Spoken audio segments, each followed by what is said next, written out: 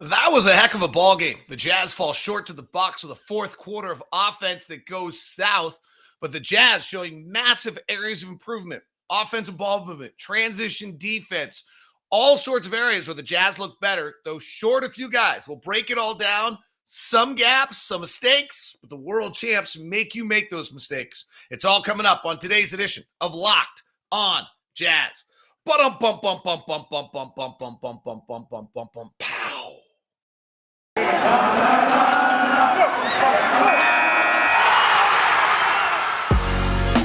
You are Locked On Jazz, your daily podcast on the Utah Jazz.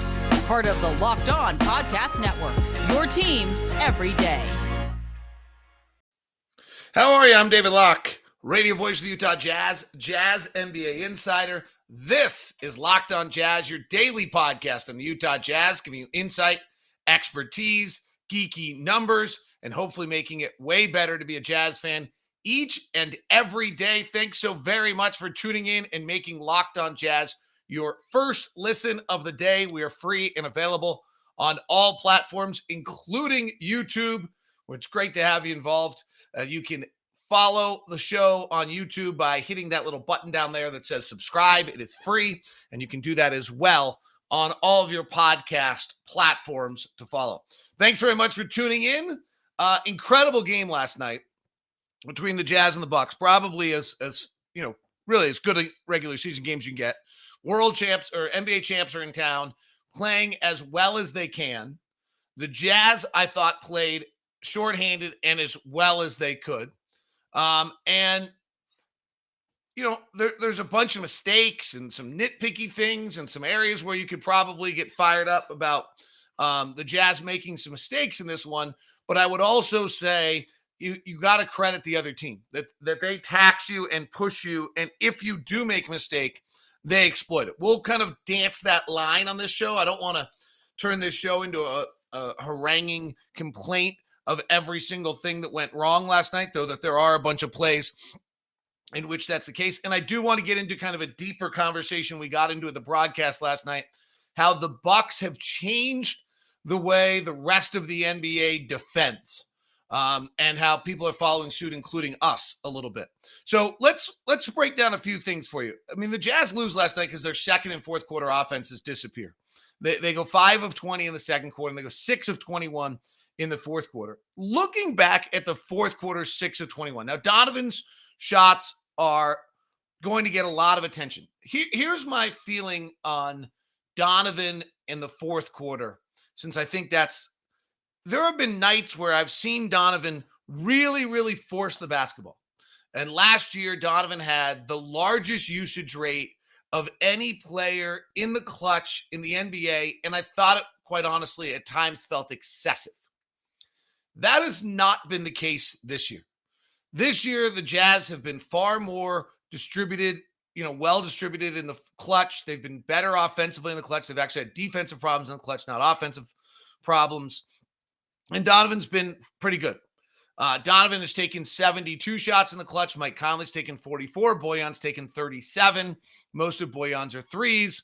Mike Conley's now been amazing with 13 threes. Bojan has 11 threes. Donovan has 16 assists in the clutch this year. Last year, if you go back and look at the clutch, Donovan only had 9 assists in the clutch the entire year. He took 54 shots. Bojan took 34. Mike only took 24. And so you've seen a complete evolution of Don to be a much team-based clutch player, not as hero ball centric or any of those kind of things. And then he last night doesn't have Bogey. So that changes the dynamic. I went back and looked at all the fourth quarter shots. I looked at all 21 shots that we took in the fourth quarter. I didn't think Don's were bad. Like, in fact, I didn't, late there's a wide open three on a brilliant play by Quinn Snyder to get an open look. He drives the basket and attacks. He's 6'1", right? Like, Donovan's going to have a hard time being 6'1", going to the rim when Giannis and guys are around there. And there's a play where he grabs Middleton on the backside of it where, maybe, he got fouled. I couldn't tell, but he's going to attack there. There's another time where he works into the paint, but otherwise he takes a deep straightaway three. He's one of the best catch and shoot guys in the league. He takes an off the bounce three. That's what the Bucks force you to do. I didn't look at those shots and think in any way, shape, or form they were hero-centric, selfish, non-teamwork shots in any way, shape, or form. And we were pretty limited, right? So we're closing with Conley, Clarkson, O'Neal, Gobert. And if Royce isn't going to shoot, we basically have two non-shooters on the floor. So I think I think there's a difficulty in the task at hand, and I think he's doing it pretty well. What's most interesting to me is Drew Holiday scoring with ease in the early part of the fourth quarter, and Donovan, who has not been one to oft have the big defensive assignment, goes and has now, maybe because Middleton returned to the game and Royce O'Neal's got to guard Middleton, and they put Giannis in at center at that point, and so Gobert's now guarding Giannis, and Royce slides over to guard Middleton some, but Donovan's guarding Drew Holiday, who's the hottest player on the court, for the final 8:23 of that fourth quarter. And I think, I think that's a telling thing that, I talked to Don on the last road trip, and he thought he was playing better than he's ever played in his career because of the fact that he's playing on both sides. And last night, he gave it on both sides, but maybe the legs went a little bit because of the defense. Let's hope that's not how he thinks about it, because frankly, if we're going to win, we need him to do that, but it's really hard. The feeling I had also in that fourth quarter last night was we just missed some shots that are, we missed 3 corner threes, one by Gay, one by Pascal, and one by O'Neal. And this is just a little bit where we're not the same team we once were. That corner three probably, and, particularly last night.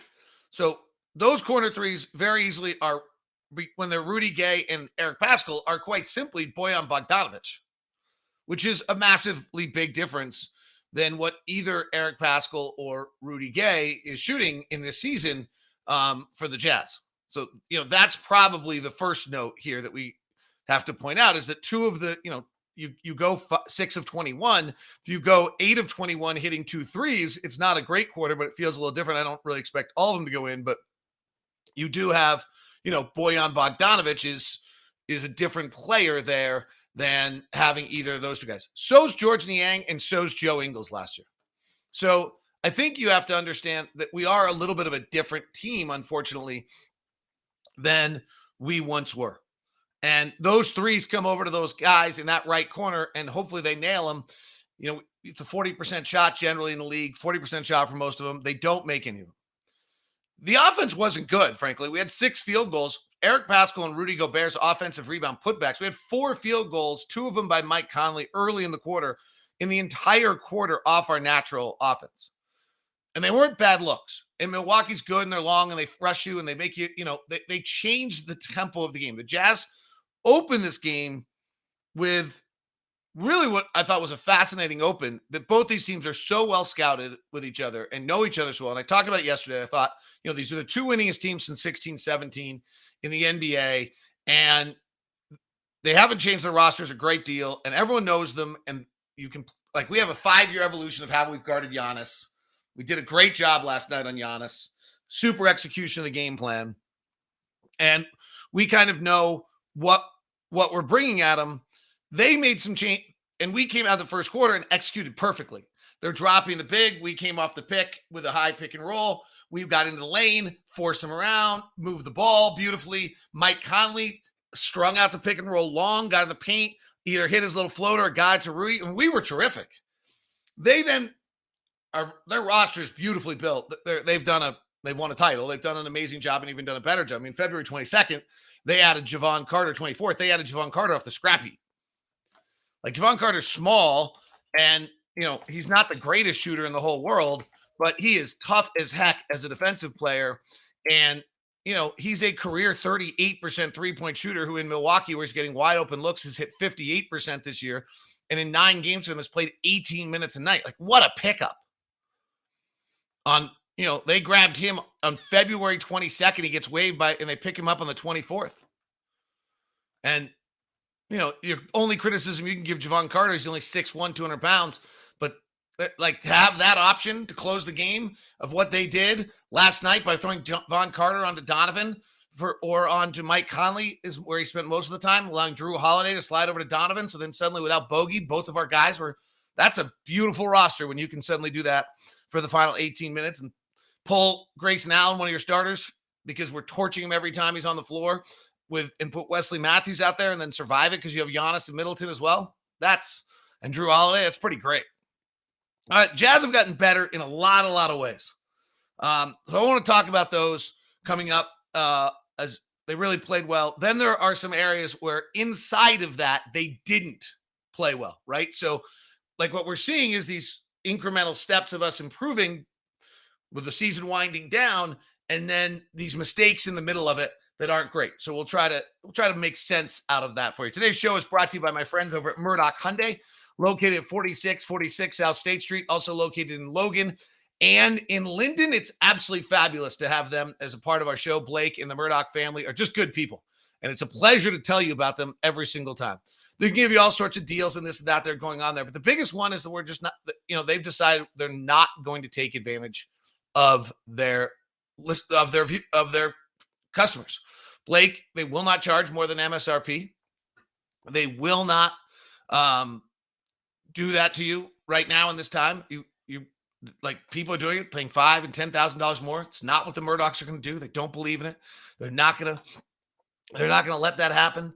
As Blake simply said to me, I don't want to go to the grocery store, church, or anywhere else and see people we did that to. That's not who we are as a family. It's not how we're going to do it. And the Hyundais are unbelievable. The great lineup of cars. The Palisade is the SUV that's the king poobah of them all. And every time I see one, I'm envious. I'm driving a Kona right now. It's a small, zippy, fun little SUV. In the middle of that, there's the Tucson, the Santa Fe. We have two of them, and they've been just terrific for us. Couldn't be more pleased with our purchase. Plus, the Elantra is the North American car of the year. It's all at Murdoch Hyundai, located at 4646 South State Street, also located in Logan and in Linden. Email me first at dlock09@gmail.com. If you're going to head over, we'll set you up with a VIP meeting for your experience over at Murdoch Hyundai. Today's show is also brought to you by Bet Online. It's the time of the year for college basketball tournament is finally upon us. The latest odds, contests, player props. BetOnline.net is the number one source for all your sports betting needs. BetOnline remains the best spot for all your sports scores, podcast news this season. It's not just basketball. BetOnline is continued source for all your sport wagering information, including live betting, your Vegas casino games. It's all at betonline.net, where the game starts. The college basketball world NCAA tournament future on the men's odds to win the region. Kentucky and Baylor in the East are plus 240 with Purdue at plus 375. In the Midwest, Kansas is plus 230 with Auburn at plus 250 and Iowa at 325. In the West, Gonzaga's minus 160, followed by Duke and Texas Tech at plus 450. And in the South, Arizona's plus 145 with Tennessee and Villanova and Houston all at plus 450 if you're trying to fill out your brackets. Over on the NBA futures, the MVP award, Rudy Gobert is still the odds-on favorite to win Defensive Player of the Year right now. It's interesting. John Morant, Most Improved, Evan Mobley, Rookie of the Year, Tyler Hero, Sixth Man of the Year, and Monty Williams, Coach of the Year. Hard to argue with that. On the MVP front, Joel Embiid is minus 160, Nikola Jokic is plus 125, and Giannis is plus 1,000. All right. There's a bunch of areas where, I think we really played great last night. We're shorthanded without Bogey. House goes out with a knee injury. If you kind of look at the spans of the game last night, we start playing some weird lineups, trying to figure it out in a way that we weren't anticipating as the game began. We opened up, the second quarter with a lineup that had Rudy Gay, Eric Pascal, and Rudy Gobert on the floor together. So that didn't work. That was a minus 10 right out of the chute. Then we fiddled around and brought in Nickeil Alexander-Walker to play with Eric Pascal, Jordan Clarkson, Hassan Whiteside, and Donovan Mitchell, and that didn't work. That group was a minus 5 while it was out there. And so we were just kind of fiddling. In the second half, we didn't have all those same issues of our lineups and played a much better, opened up on a 13-0 run. So that's the first one. Feels to me this year like we've had a lot fewer runs than we had last year. Last year, that was the signature, like 10-0 run and we win, and the key was the 0. There was a 13-0 and a 14-1 run yesterday against the NBA champs. So there's the first thing. To me, that's fully engaged, everyone playing, executing your plan, coming out. I thought they were just, in that regard, they were way better. And I think we're seeing that area of improvement. But it feels as though, and it's worth looking up, that just those runs have been not nearly as dominant and not nearly as frequent this year. So to see those two runs, I thought way better than we've seen before. Execution of the game plan, right? Like, as I said, both teams are coming out. We know they're going to drop the big. We're going to come off. We're going to stay executed. And they come off the pick. And, we hit those threes early. We moved the ball. And we really spun it. And I think our assist numbers in that first quarter were probably great. And that, to me, that's another one. That's execution, game plan, engagement in the game. Our first quarters have been awful. We didn't have our regular starting lineup. We did allow 37 points in that first quarter, which isn't great, but we had 8 assists on 14 field goals. They had, they're really good. We probably could have defended a little bit better in that stretch, and it would have made a big difference in the game. So I think that but again, we can nitpick it a little bit, but I thought that was a major, major improvement. The other one where we're way better than we used to be, and this is a big deal, is we were a disaster in transition defense to start the year this year. If you go look at transition defense in the NBA to start the year, so if we go to October to January 1, in the first part of the year, and so this is then before we get hit by, the rash of COVID and all of that, our transition defense is costing us games, and we're terrible in transition defense at that point in time. I think we ranked on January 1st, we ranked 27th in the NBA in transition. Teams were in transition about 15% of the time against us. And we were allowing 128 in those possessions. Since January 1st, and frankly, I think we should throw out anything. Let's just go to February 1st because, and just throw January out. But it actually started in January. The coaching staff made some adjustments on what they're doing defensively. Since February 1st, we're the 4th best team in the league in transition defense. Teams are in transition a little more against us than they were before, interestingly enough. But we're now the 4th best defense in the league in transition. And it's a 118.0. So we're allowing, far less. What we've done is, and Quinn alluded to it in the pregame show, is we're protecting the paint much more. Early in the year, we kind of played transition defense to take away the three, which we were burying people with, and we thought the league would follow. We're not big enough. We don't have enough space for it.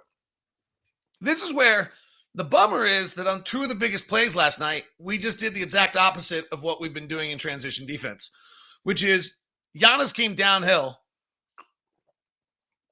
on 2 plays in transition in the fourth quarter. On one of them, Rudy Gay is attached to Grayson Allen on the far side, which, Grayson Allen's a good shooter, but you want to force Giannis to stop, terminate the dribble, give the ball up. Particularly because at that point of the game, he might not want to give it up. He may want to pull it back out into a half-court set.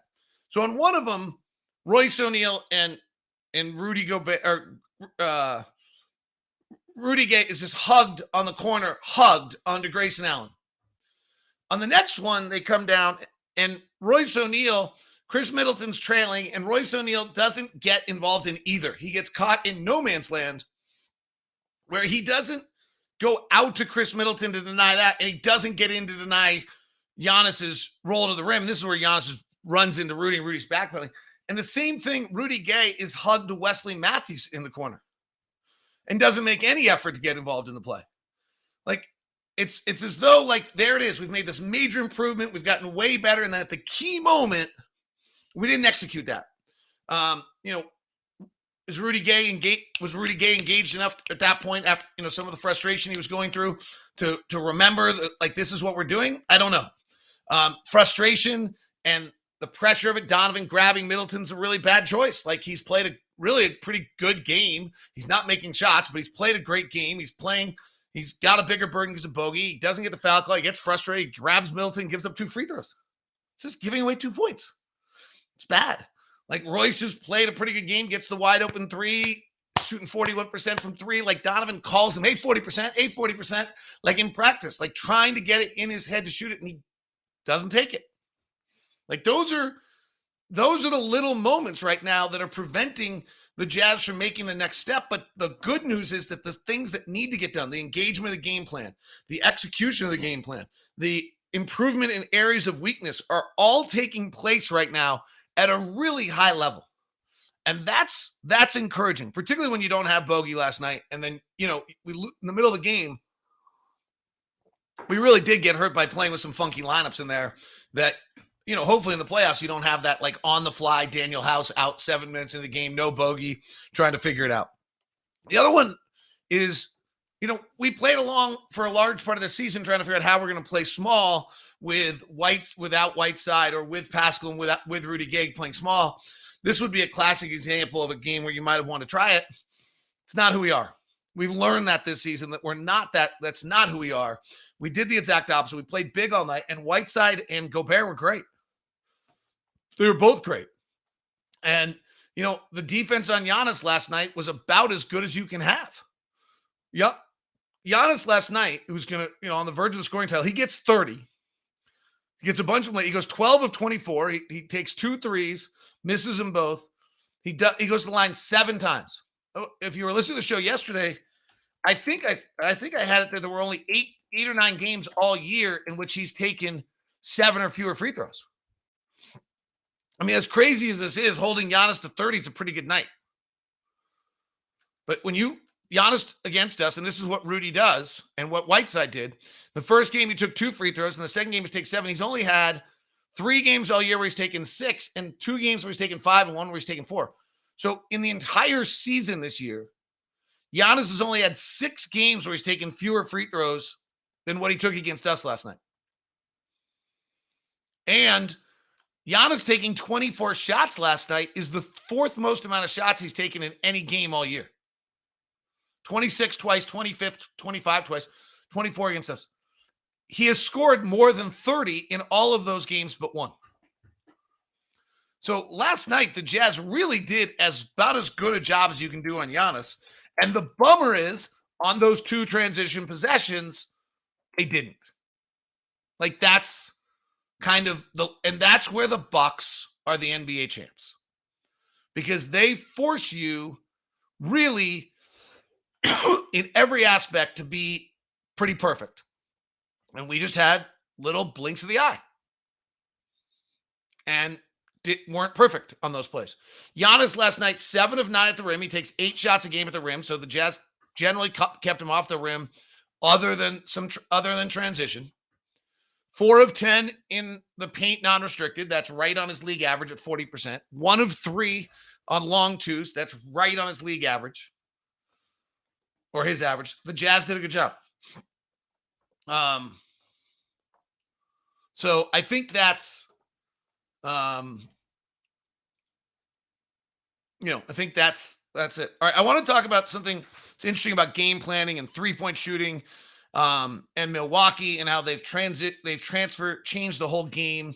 I think I've got most of my notes. I'll take some of your I'm going to run through your questions as well and get your thoughts. I don't want to, I probably don't do that enough. Today's show is brought to you by Rock Auto. With the ever-increasing numbers of makes and models, it's impossible for your local chain auto store to stock all the parts you need. So why endure the often pointless and seamless, intimidating questions about your car, your engine, your this and that? Instead, save time and money and use Rock Auto. There's no need to spend 30, 50, or even 100% more on the same parts from a chain store or car dealership.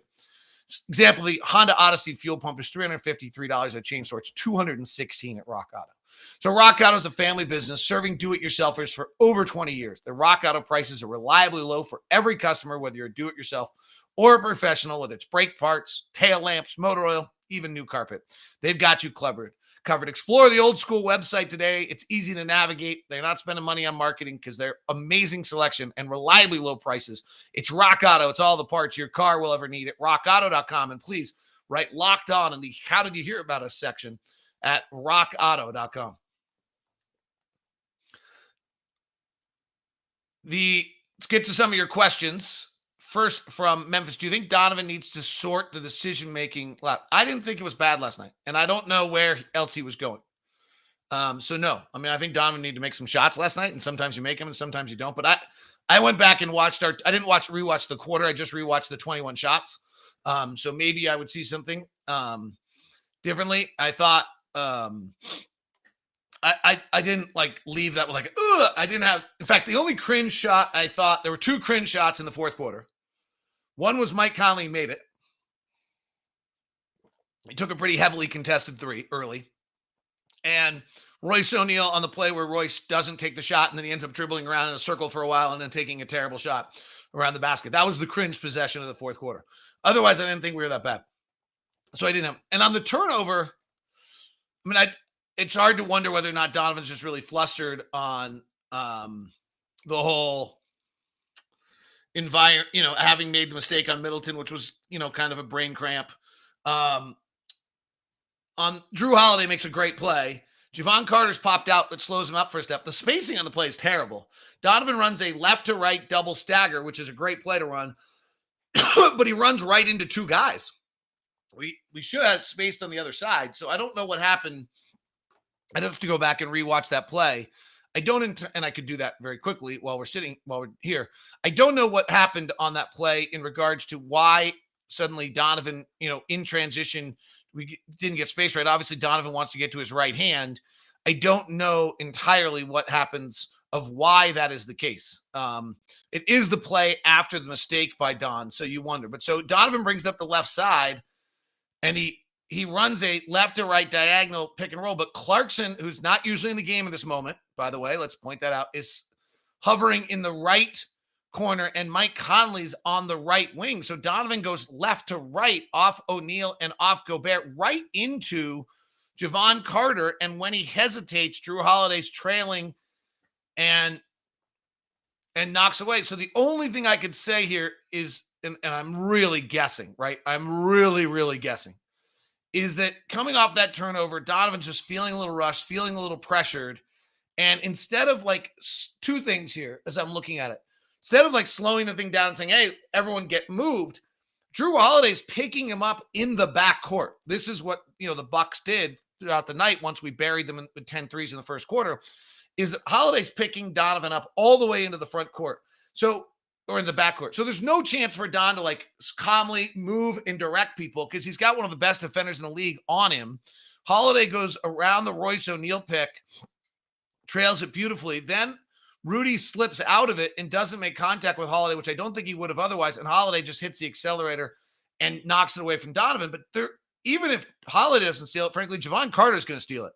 Like there's nowhere to go on this play. Mike Conley and Jordan Clarkson are on that side of the floor, and you frankly would like them on the other side of the floor. So that, again, that's probably these little tiny things like the Rudy Gay just hugging to his man in transition instead of getting in to build a wall. Royce O'Neal, same thing in some of those plays. Those are the little tiny things that we're getting better, but we're not making those plays that you have to make. So I think that's, a huge, huge part of this.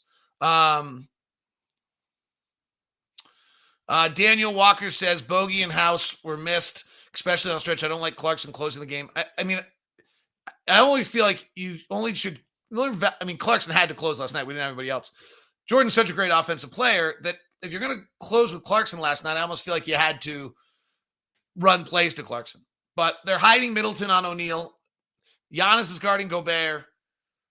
Wesley Matthews on Clarkson, so that's not a big advantage. Drew Holiday's on Donovan, and Javon Carter is on Conley. There wasn't a disadvantage there. That roster is just built beautifully. The trade for Drew Holiday is just incredible. The trade for Drew Holiday is just incredible.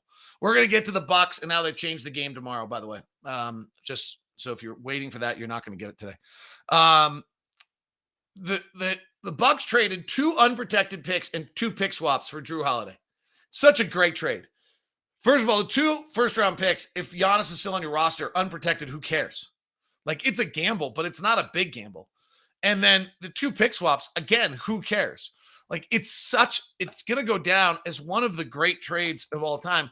People get so fired up about giving up draft picks. And I get it. But the fact is that when you look at it, the draft picks they gave up are not going to turn out to probably be much of anything. New Orleans has 2 first-round draft picks that are going to be, we'll see what they turn out to be, but they're going to be probably 28 26, 25 pick. Like, I'll be surprised if New Orleans ends up getting a starter out of it. Like, 2 pick swaps, which they're not going to swap. The Bucks will be better than New Orleans the whole time. And the 2 first-round picks are going to be in the 20s. It's a great, great trade by Milwaukee. They've just done a beautiful job building that roster. They now got 3 7-footers in Lopez, Ibaka, and Portis. Portis was a great signing. Give them credit. Teams do a good job this league.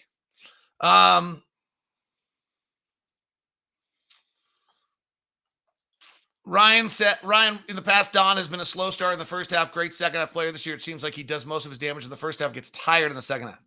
I'd have to look and see whether that is actually true. He has been unbelievable in first quarters of games, which I think this group needs him to do, and I think is the right way for him to play. I'm not sure if I have a quarter-by-quarter split here. I do not. It's on a different site. So I don't have, like, his clutch numbers are fine. They're not great. Clutch is hard, though. Most players don't have great clutch numbers. He's at 38%. He's kind of where most guys are in the clutch. Jokic is better. He's also 7 feet. Like, Donovan's 6'1". Like, when we get into a half-court set and Donovan's got to go score, that's really hard. If you go look at the best scorers and biggest, most dynamic scorers and best clutch players in the league, they're not small. In fact, Steph Curry's never been a great clutch player. And it's probably for the same reason. So, understand the limitations. Donovan's shooting 46% the second half, 44% in the first half. So he's shooting better in the second half. His 3-point shooting is down. He's 38% in the first half, 32 in the second. He takes fewer in the second half of games. His fourth quarter 3-point shooting is 27% this year. So that would lead maybe to some argument that he's getting tired and working harder. Who knows? Cameron says, you can always tell when you and Doris have talked because she uses the same stats. Doris is the best. She's actually just a really close friend. I just love her just as a person, as a close personal friend.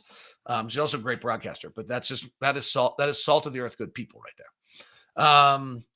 Mr. E says, Rudy Gay has been a frustrating sign, to say the least. Drew Holiday was the guy I always wanted to see in the Jazz uniform.